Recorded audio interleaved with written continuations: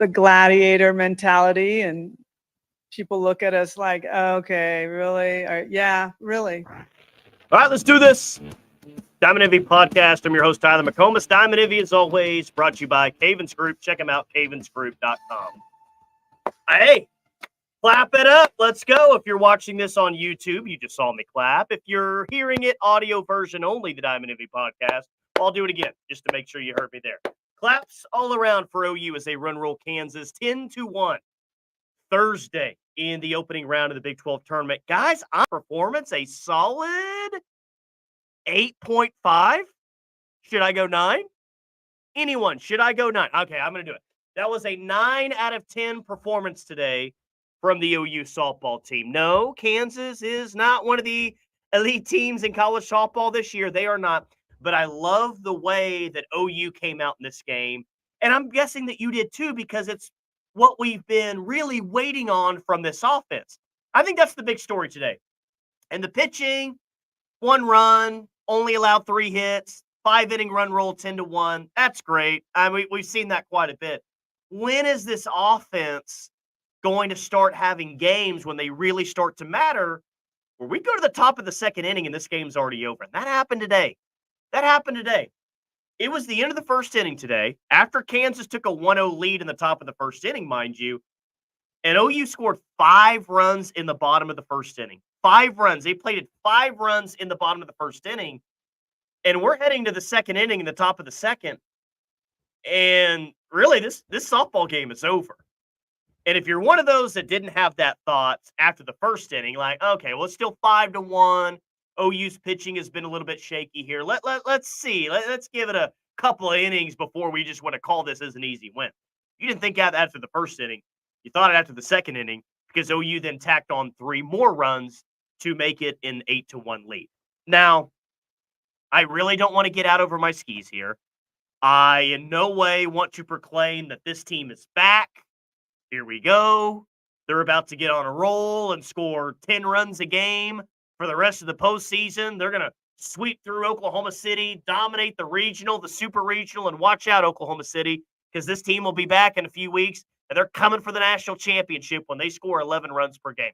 I'm not going to go that far. I think that'd be a little unfair, even with this team's history, to say that that was the game against Kansas of all teams, the get-right game that's going to get them really moving forward here. I'm not going there, but I do feel pretty good today, guys. I feel optimistic about what I saw because in the style that it happened.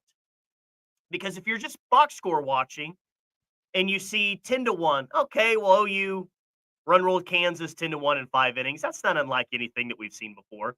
But it's just kind of the way that it happened and the way that they jumped up top and some of the things that they were able to do in this game.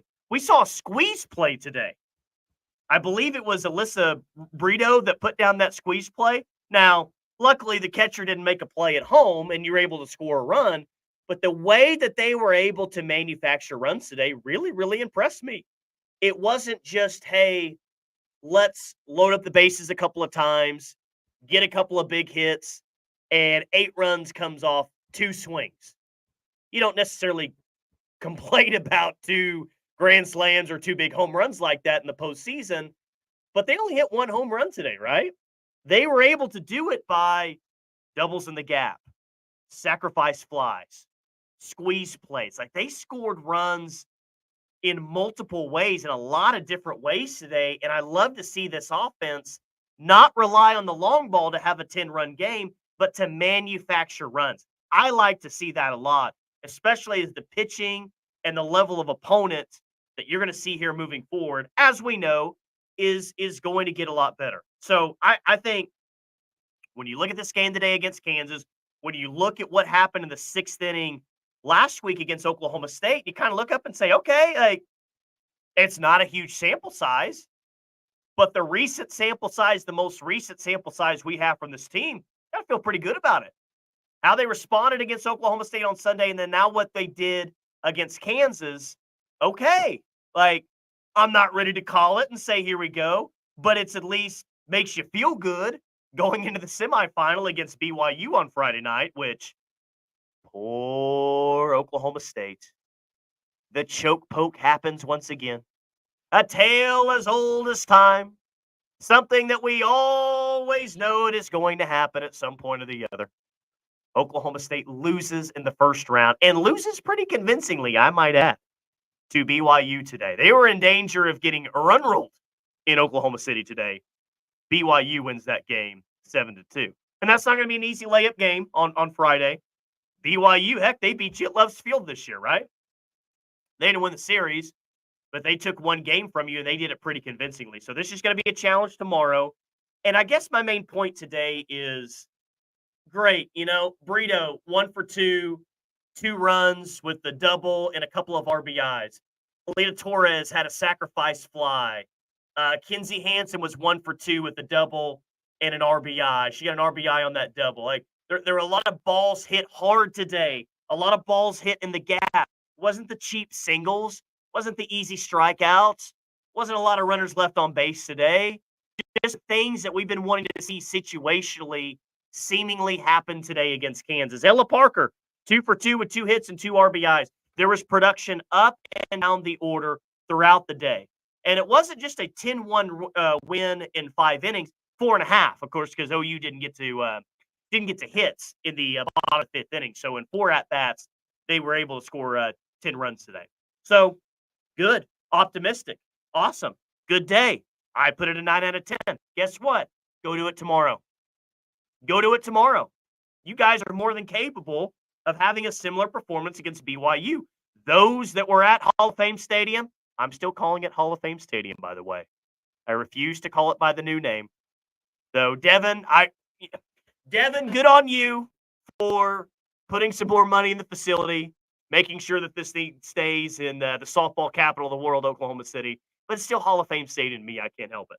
You are capable of stringing together consecutive performances like this in Oklahoma City. Go do it again tomorrow against BYU. It's the postseason. This is a single elimination tournament. This is when the games really, really matter. Go do it against BYU. Go do it against Saturday if you play Texas or whoever you play against. Consistency. Let this team get in a rhythm. Let this team feel good about themselves. Let this team get lost in the game like Patty Gasso always likes to say. A good performance. If you want a good performance in the Big 12 tournament, give him credit for that. Now let's move forward and let's see it. Good day by the offense. Good day by Kelly Maxwell. Good day by Peyton Monticelli. Good day overall. 9 out of 10, like I said. I want to see it again tomorrow. Interested to see who gets the start tomorrow. I would guess it's Kirsten Deal against BYU. But with the way that Carly Keeney pitched on Sunday and how she was kind of the bright spot in the circle over the weekend, maybe Patty says, let's give Carly Keeney an opportunity here as we get into the postseason. That wouldn't surprise me whatsoever. But Kelly was good today. 17 for the year, 17-2 on the season. What was her final stat line? Her final stat line, 3 innings pitched, 3 hits, just the 1 run, 2 walks, and a couple of strikeouts. She can be a little bit sharper, but overall, all in all, decent day. And I think that we'll see her again at some point this weekend. Like Peyton Monticelli a lot today in 2 innings of relief. OU's relief pitching situation, they've gotten good starts pretty consistently.